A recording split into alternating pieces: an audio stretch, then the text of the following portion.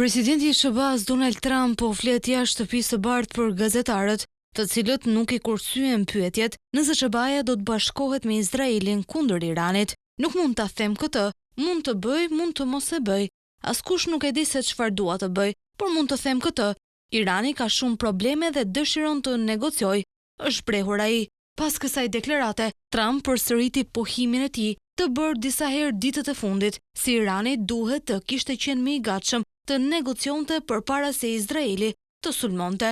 Mirëpo udhëheci suprem i Iranit e paralajmëroi Trumpin për dëm të pariparueshëm nëse SBA-t bashkohen me sulmet izraelite. Khamenei, i cili është parë vetëm një herë që prej fillimit të sulmeve javën e kaluar, i bëri këto komente pasi presidenti i SBA-s Donald Trump kërkoi nga Irani të dorëzohet pa kushte dhe paralajmëroi Khamenein se SBA-ja e di ku ndodhet ai, por nuk ka plane ta vras.